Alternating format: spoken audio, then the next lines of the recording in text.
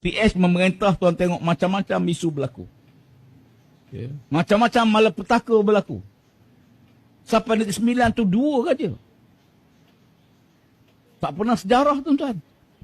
Para menteri campur tangan dalam menentukan siapa yang tuan besar Negeri Sembilan. Memang tidak pernah berlaku dalam sejarah. Negara yang ada partinya nama Parti Islam, tapi sebenarnya parti ajaran syaitan.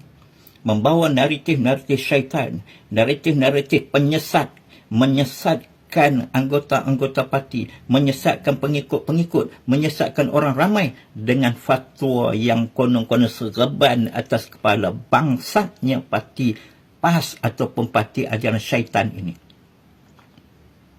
Kamu mengatakan Negeri Sembilan ada 2 raja. Hei, Bangang dan Bahlulnya, wahai Tuan Ibrahim Tuan Man, kamu sendiri tidak tahu peraturan negeri. Kamu sendiri tidak tahu bagaimana undang-undang tubuh negeri. Mana mungkin ada 2 raja dalam satu negeri. Bahlulnya kamu. Inilah antara naratif-naratif jahat yang dimainkan. Syaitan yang bersalutkan ketayak di atas kepala macam kamu. Termasuk dengan Haji Hadi. Fatwa kamu, amanat kamu 1985. 1985 itulah berlakunya peristiwa Memali. Kenapa? Kerana orang macam kami ni, pengikut-pengikut kamu dulu. Pengikut-pengikut PAS. Dengan naratif yang kamu bawa, kamu tanamkan dalam diri kami dengan ayat-ayat Quran. Konon-kononnya seolah-olah pemerintah yang ada ketika itu adalah kafir. Kerana mengikut undang-undang Lord Reed. Undang-undang penjajah. Tidak melaksanakan undang-undang Islam. Tapi pada hari ini, negeri kamu Kelantan, negeri kamu Terengganu, Kedah, Perlis pun tidak melaksanakan undang-undang Allah. Kamu pernah duduk dalam kerajaan. Wahai Tuan Haji Hadi Mimpi, kamu pernah menjadi duta ketika mana kamu duduk dalam kerajaan.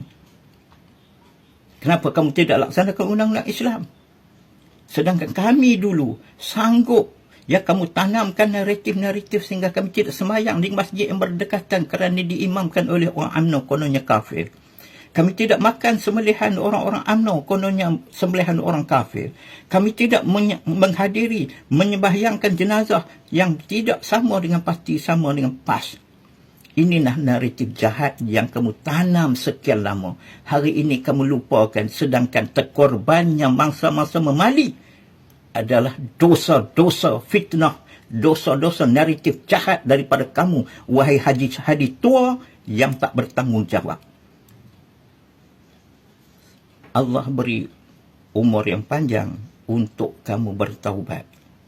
Bukannya tahu buat dan tahu buat, fitnah demi fitnah untuk merosakkan negara yang berada di dalam perpaduan yang begitu baik.